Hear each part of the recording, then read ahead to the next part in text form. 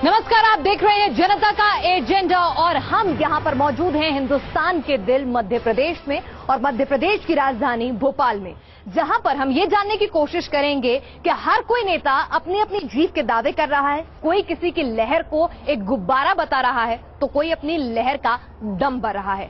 तो ऐसे में हिंदुस्तान के दिल में क्या कुछ है, क्या सोचता है मध्य प्रदेश, ये जानेंगे हम भोपाल के इस मंच से। स्वागत है हमारी पूरी जनता का और साथ ही तमाम नेताओं का। सबसे पहले इन सभी का तारुफ आपसे करा दूं। हमारे साथ इस वक्त रामेश्वर नीखरा जी हैं, सीनियर लीडर हैं, उपाध्यक्ष हैं मध्य प्रदेश कांग्रेस के। साथ ही हमारे साथ रचना ढींगरा जी हैं, आपकी नेता हैं और उम्मीदवार हैं भोपाल से। और हमारे साथ बीजेपी के वरिष्ठ नेता और राज्यसभा सांसद हमारे साथ इस वक्त रघुनंदन शर्मा जी भी हैं, आपका भी बहुत बहुत स्वागत है।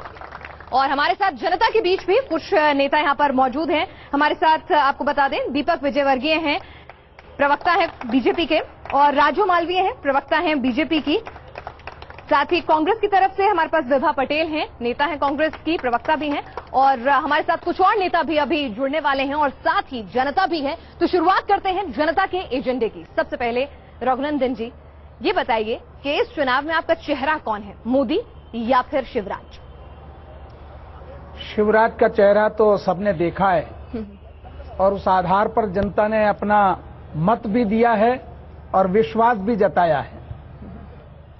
इस चुनाव में सारी दुनिया देख रही है कि नरेंद्र मोदी भारतीय जनता पार्टी का चेहरा है। इसमें अब कुछ कहने को बचा नहीं, नई बात नहीं है। अब तो हिंदुस्तानियों के प्रत्येक नागरिक के हृदय में ये बात बैठ गई। चलिए, तो यहां पर अब नेतृत्व में नरेंद्र मोदी के चुनाव लड़ाए जा रहे हैं, शिवराज उनके पीछे खड़े नजर आ रहे हैं रघुनंदन जी।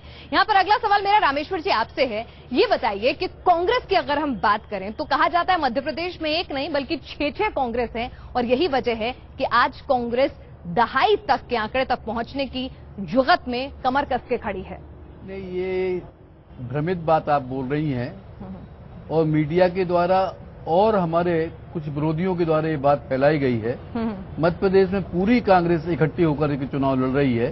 कहीं कोई 6 नहीं है, न 5 है, न 4 है, न 2 है, सीधी एक कांग्रेस पार्टी है और उसके नेतृत्व में सारे के सारे लोग चुनाव लड़ रहे हैं। चलिए, तो कांग्रेस एक है। रघुनंदन जी, आपको इस बात में दम नजर आता है? क्योंकि नतीजे जो है कांग्रेस के हक में नहीं जाते हैं तो सवाल उठता है अपने घर में एकता नहीं है। मध्य प्रदेश की जनता ने देखा है, झगड़े केवल कमरे में होते तो बात अलग थी। झगड़े विधानसभा में हुए, सड़क के ऊपर हुए, बाहर निकल करके जनता में मंच पर जहां तहां कांग्रेस में झगड़े दिखाई देते हैं। हर नेता का अपना एक गुट है, हर नेता के अपने समर्थक हैं और कभी कभी वो सार्वजनिक रूप से भी आपस में भिड़ते दिखाई देते हैं। निखरा जी, घर संभालिए और इस सत्य को स्वीकार कीजिए। इसमें मैं आपसे आग्रह करूंगा कि जो सत्य है उसको सार्वजनिक रूप से स्वीकार करने में कोई हिचक नहीं होना चाहिए। चलिए, हम आपके पास भी आएंगे, आपसे भी सवाल जवाब लेंगे। यहाँ पर रचना जी भी हमारे साथ हैं। रचना जी, ये बताइए, ये 2 पार्टियां राष्ट्रीय स्तर की पार्टियां हैं और कहीं ना कहीं मध्य प्रदेश में जिस तरह से बीजेपी की एक स्ट्रांग पोजीशन है और कांग्रेस भी बहुत कड़ी टक्कर विधानसभा चुनावों में नहीं पेश कर पाई, ऐसे में आपकी एक नई पार्टी है तो वो किस आधार पर आज लोगों से कह रही है कि हमें चुनिए, क्योंकि विकास का दम शिवराज भी भरते हैं? हम बहुत सीधी सीधी बात कर रहे हैं। हम कह रहे हैं कि लोगों को आज इतने साल बाद भी इंसाफ नहीं मिला है और इज्जत की जिंदगी नहीं मिली है। चाहे वो गैस पीड़ितों का मुद्दा हो, चाहे वो शहर में रह रहे गरीब लोगों का मुद्दा हो या ग्रामीण में रह रहे आम लोगों का मुद्दा हो।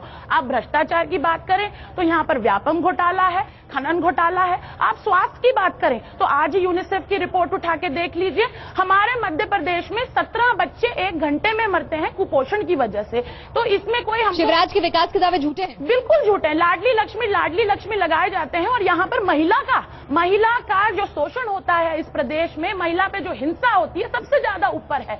आप कोई भी घोटाला उठा के देख लीजिए, आज तक उसका अंत पे कोई जांच नहीं हुई। लोकायुक्त में जांचें चल रही हैं। जनता इतनी बेवकूफ है कि 3 बार लगातार उसी शख्स को चुनेगी? चलिए, जनता इतनी बेवकूफ है कि 3 बार लगातार उसे ही चुनेगी या कोई विकल्प नहीं?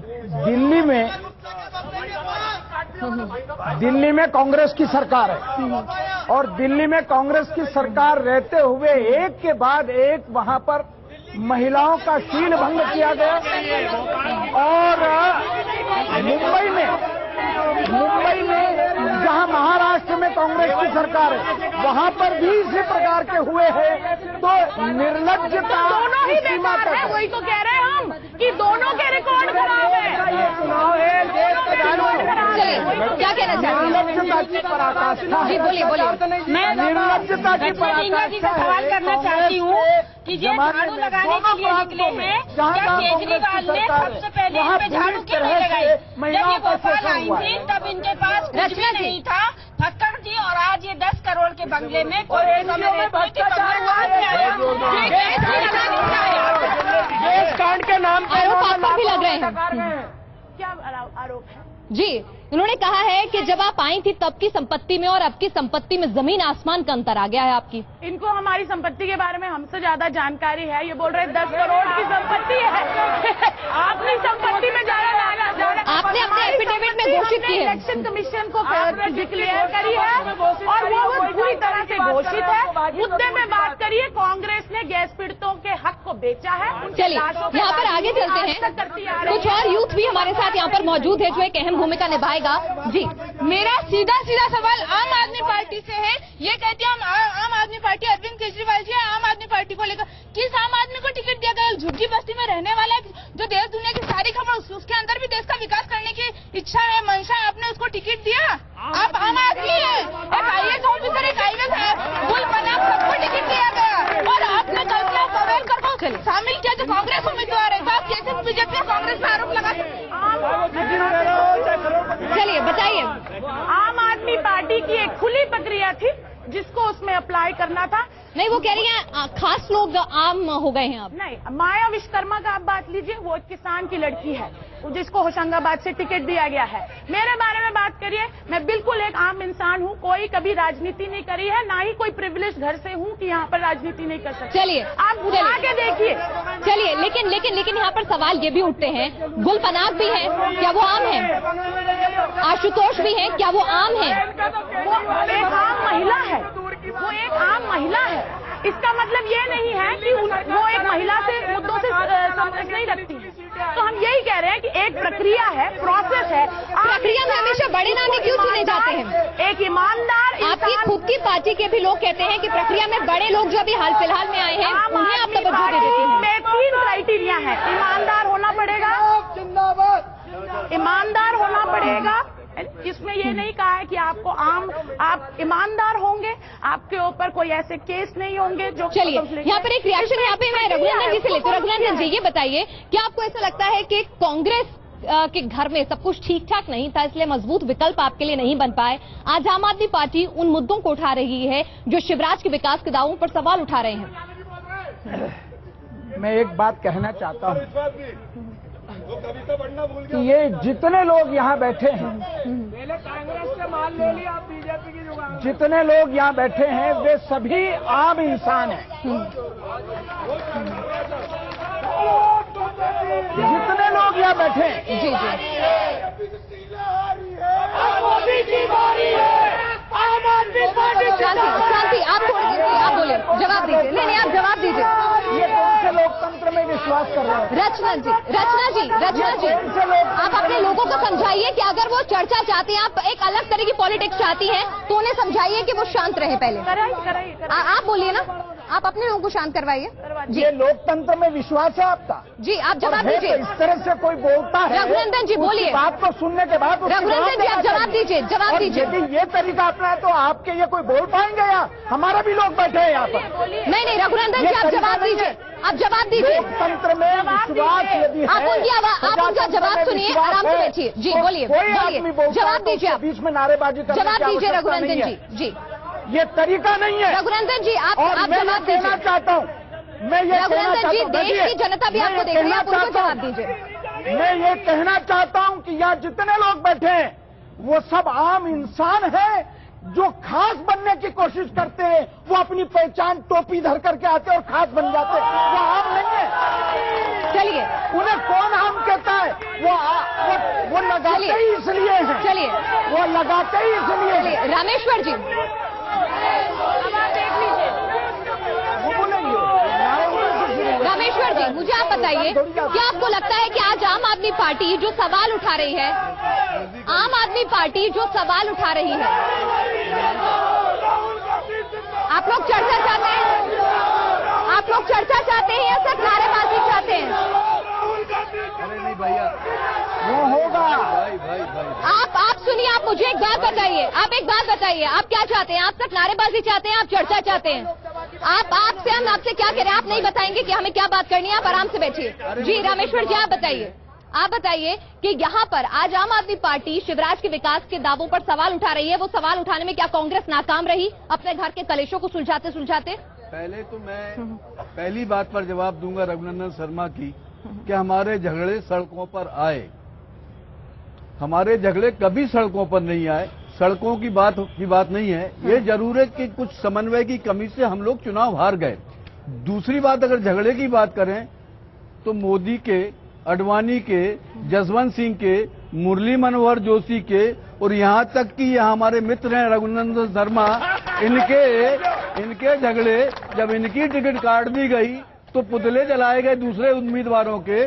जब इनकी टिकट काट दी गई तब इन्होंने बोला, एक मिनट में, अभी इन्होंने बोला कि ये ढकोसला मुख्यमंत्री है, घोषणा पीर मुख्यमंत्री है। ये तमाम बातें इन्होंने बोली। मैं इस बात पर नहीं जाना चाहता था। रघुनंदन जी, आपने खुद कहा था कि आरएसएस जो है, संघ परिवार जो है, अरे जी, अरे पूरी बात सुन लीजिए, पूरी बात सुन लीजिए आप।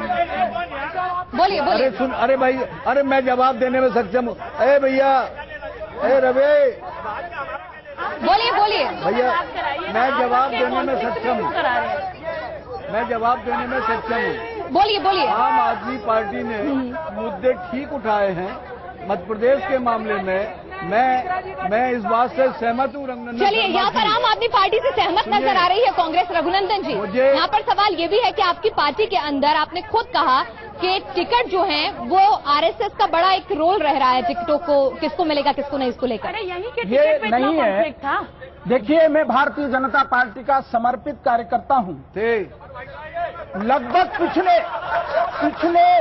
32 सालों से बिना पद के और पूर्णकालिक के रूप में काम कर रहा था और आज भी मैं संगठन का ही काम करता हूँ। ये क्या बीजेपी और कांग्रेस के संगठन की बात हो रही है कि विकास के मुद्दों पे बात होगी यहाँ पर? नहीं है, न मैंने कहा है कभी। भोपाल चलिए, यहाँ पर एक मिनट, आपकी बात हम सुनेंगे। आप रुकिए एक मिनट, हम आपसे बात करेंगे, आप रुकिए। भारतीय जनता पार्टी के इतने समर्पित कार्यकर्ता हैं तो आप भाजपा में क्यों गए थे? आपने क्यों छोड़ी? चलिए, आप रुकिए। आपके सवालों को भी लिया जाएगा। ध्यान दिए रघुनंदन जी, आप ये बताएं कि भोपाल आप बैठिए। किस तरह से टिकट के लिए आप बैठिए। यहाँ पर और भी मुद्दे हैं, हमें मध्य प्रदेश के और भी मुद्दे डिस्कस करने हैं। भोपाल में यहाँ विकास के मुद्दे नहीं रह गए। ये बताइए रघुनंदन जी, यहाँ पर एक और बात करें। यहाँ पर कहा जा रहा है कि इस बार के चुनाव जो हैं उसे पोलराइज करने की कोशिश हो रही है, पोलराइज करने की, ध्रुवीकरण की कोशिश हो रही है। यहाँ पर अगर हम बात करें, मध्य प्रदेश की बात करें तो शिवराज की छवि जो है, आप लोग अलग होइए।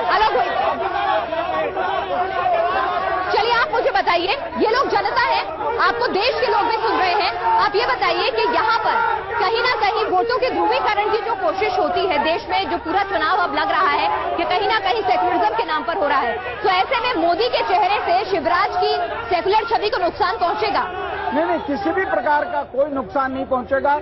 भारतीय जनता पार्टी और कांग्रेस के बीच में यहाँ पहले से ही जनता का ध्रुवीकरण है। देखिए, सवाल पूछा गया है तो मैं आपको बता रहा हूँ। जी, बोलिए। मध्य प्रदेश में भारतीय जनता पार्टी और कांग्रेस दोनों दलों के बीच में ही जनता का ध्रुवीकरण है। कोई नया ध्रुवीकरण अब होने वाला नहीं है। मोदी